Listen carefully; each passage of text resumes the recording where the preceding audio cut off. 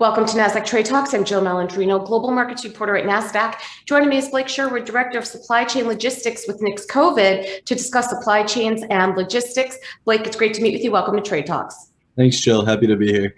And Blake, can you discuss the intricacies of international markets and challenges you face working across the globe in your experience?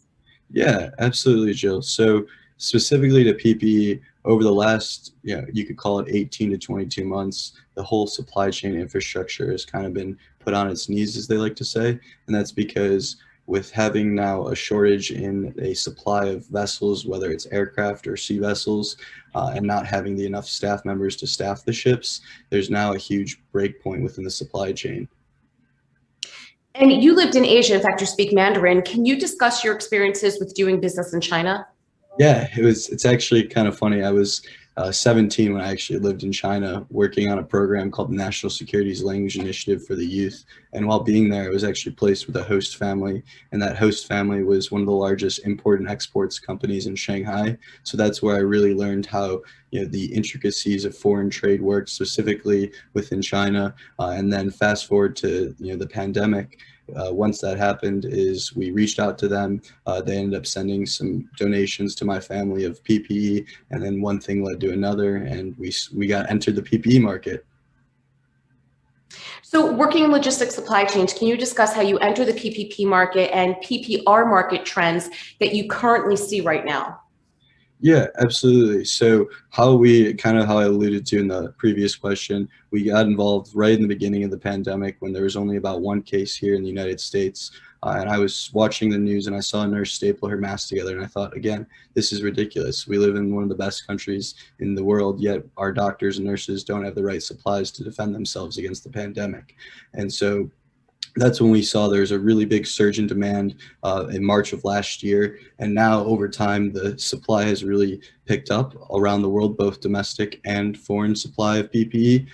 More and more companies and firms are entering into the market, and they've really kept up now with the demand. And we're forecasting our revenue has pretty standstill over the last couple of months, because now with having this increase of supply around the world, there's now the demand or the immediate need for product, luckily, is not there anymore in the United States, or it's getting smaller and smaller every day.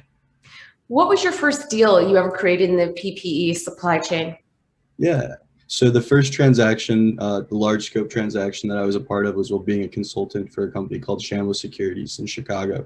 And what we did while I was being a consultant there is we brought in about 10 million pieces of PPE for the state of Illinois, the Illinois Emergency Management Association. And all of our products were used across the state, fighting on the front lines way in the beginning of the pandemic. Most of the products that we supplied to them were gowns, face shields, goggles, hand sanitizer, and some masks as well. What is next for you in NixCovid now that we're moving to the other side of the pandemic?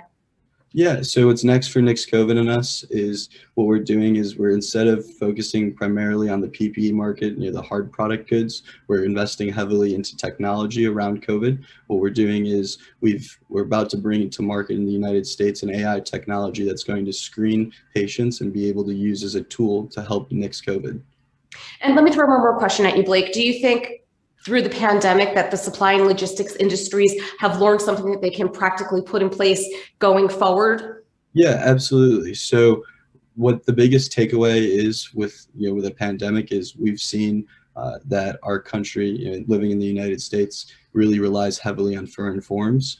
And without having that strong logistical connections or having alternative routes, as we like to say, whether you're able to pivot in the moment of a few days by bringing your product, your product was supposed to be set to go on a sea vessel, yet you need a product immediately because that vessel is now going to be delayed in Long Beach Harbor because they're backed up in the harbor. You need to pivot right away and now be able to book, example, an aircraft to be able to take off to make sure that your product is delivered on time. So it's definitely, there's a lot of, very key takeaways that firms should take from the pandemic as far as from their logistics standpoint. And if they don't, then post-pandemic, they're going to have a disadvantage compared to other firms because they've pivoted enough during it.